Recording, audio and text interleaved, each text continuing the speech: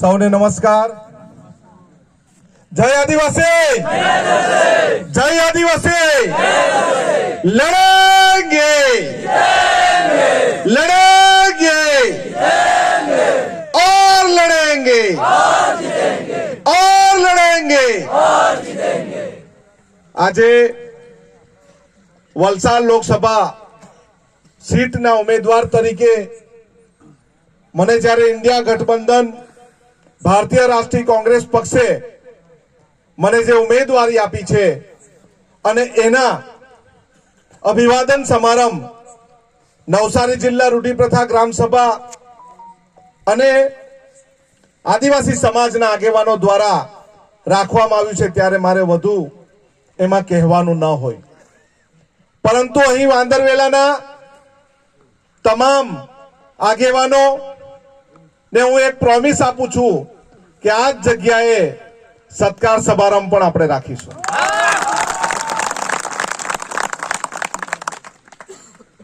આપણા વિસ્તારમાં અવનવા પ્રોજેક્ટો આવે છે, એની સામે તો આપણે લડતા જ છે ને લડતા રહીશું. એ ગુડ સ્ટેન હોય, ભારતમાલા પ્રોજેક્ટ હોય, પાર Tapi Narmada river link project હોય, આદિવાસી સમાજના છોકરાઓને ફાંસીના માંચડે લટકાવી દેવામાં આવતા હોય, વલસાડ ધરમપુર જેવા વિસ્તારોમાં નવી નવી કંપનીઓ આવતી હોય, પ્રદૂષણ ફેલાવતી હોય અને ડાંગ જેવા વિસ્તારમાં સફારી પાર્ક જેવું આવતું હોય, એની લડત માટે અમારી પાસે સેના તૈયાર છે. પરંતુ જ્યારે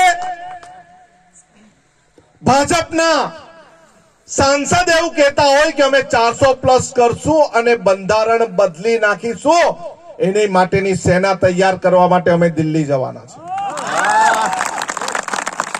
આ તમારા બાપનું બંધારણ નથી કે તમે બદલી કાઢવાના, હજુ અમે બધા જીવતા છે ભાઈ. તમે 400 પાર કરો ને એ પહેલા અહીં વલસાડ લોકસભા 26 છે, અહીં જ તમારે અટકી જવું પડશે. ઘણીવાર મીડિયાના મિત્રો મને કહે છે કે તમે આદિવાસી સમાજના વિસ્તારના કામો કરો છો, પરંતુ વલસાડ પારડીમાં શું કરશો, ઉમરગામમાં શું કરશો? ત્યારે અમે કહીએ છીએ અમે નાદરખા જેવા વિસ્તારમાં ઓબીસી સમાજના, કોળી સમાજના આગેવાનો માટે અને ખેડૂતો માટે પણ કામ કર્યું છે. અમે નવસારીમાં રાધે કૃષ્ણ ભગવાનનું મંદિર તોડી નાખ્યું ત્યારે પણ અમે આંદોલન કર્યું છે. અમે કાંઠા વિસ્તારમાંથી પસાર થતી જેટકો ના થાંભલા નાખ્યા છે, તે ખેડૂતોને વળતર નથી મળ્યું એના માટે પણ આંદોલન કર્યું છે. પરંતુ અમે કદી કોઈને નાત જાત પૂછતા નથી, અમે માત્ર ને માત્ર એમની સમસ્યા પૂછીએ છીએ અને સમસ્યા કઈ રીતે હલ થાય એના માટે અમે સંગઠન કરીએ. ચૂંટણી આવે એટલે અવનવા ગતકડા આવી જશે કે ભાઈ અનંતભાઈ આદિવાસી છે કે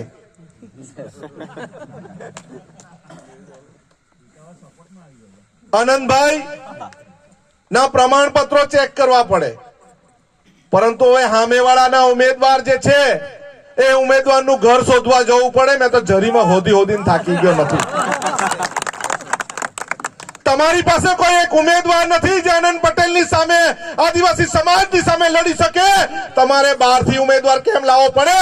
કારણ કે તમે હાર પારખી ગયા છે, તમે હાર પારખી ગયા છે. એવા ઉમેદવાર તમે મૂકો એને પૈસા એકનું ફૂલ ફોર્મ ખબર નહીં હોય, એવા ઉમેદવાર મૂકો પાર તાપી નર્મદા રિવર લિંક પ્રોજેક્ટમાં કેટલી નદીઓનું જોડાણ છે તે ખબર નહીં હોય, એને કદાચ ખબર નહીં હોય કે ગ્રામ સભા કેવી રીતે થાય, એને કદાચ એવી ખબર નહીં હોય કે ગ્રામ સભાની રચના કઈ રીતે થાય, એને કદાચ એવી ખબર નહીં હોય કે આદિવાસી સમાજનું જીવન કઈ રીતે જીવે છે ગામમાં રહીને, એ કદાચ એને ખબર નહીં હોય.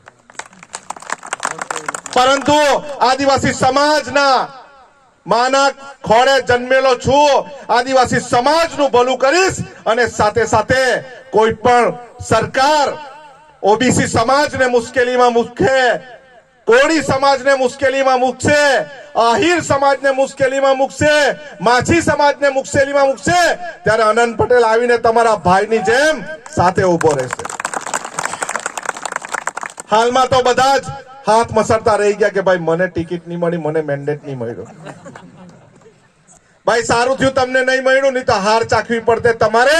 અમે જીતશું, લડશું, અંત સુધી રહીશું, પરંતુ અમારી સાથે સાથેના તમામ પીડિત લોકોને તમામની સેવા માટે દિલ્હી જઈને અમે પણ પાટલી ઠાબડવાના નથી, અમે બીજાની જેમ ઊંઘવાના નથી, અમે કોઈ પણ સવાલ નથી પૂછવાના. એમ નહીં, ડંકે કી ચોટ પર સવાલ પૂછશું કે અમારા વિસ્તારની પાર તાપી નર્મદા રિવર લિંક જોડવાનું કારણ શું છે.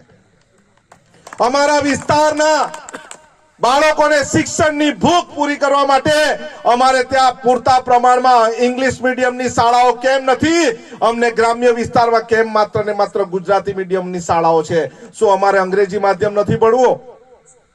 અમારા વિસ્તારમાં માત્ર થેલી આપીને મફત અનાજ આપવાની વાત કરે છે, પરંતુ અમને શિક્ષણ પર પૂરતા પ્રમાણમાં આપો, વિજ્ઞાનની કોલેજ અમારા વિસ્તારમાં આપો, પોલિટેકનિક કોલેજ અમારા વિસ્તારમાં આપો. અમારા વિસ્તારમાં કુપોષિત બાળકો માટે તમે શું કર્યું છે એ દિલ્હીમાં જઈને સવાલ પૂછવાનો છે.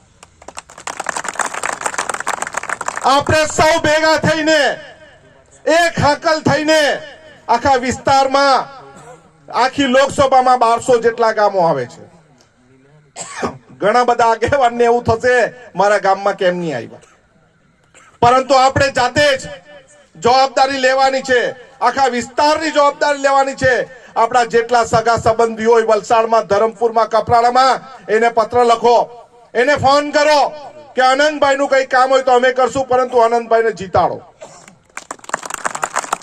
વધુ સમય છે અને ઘણીવાર આપણે મળીશું, વધુ નથી બોલતા, પરંતુ એકવાર ફરી પાછું આપણે સૂત્ર બોલાવીશું, લડેંગે લડેંગે ઓર લડેંગે ઓર લડેંગે. ફાડિયાની કોપી થાય છે એટલે હવે આ સૂત્રની બી કદાચ કોપી થશે, પરંતુ ભરમાઈ નહીં જશો. સૌને જય જોહાર. ખૂબ ખૂબ આભાર.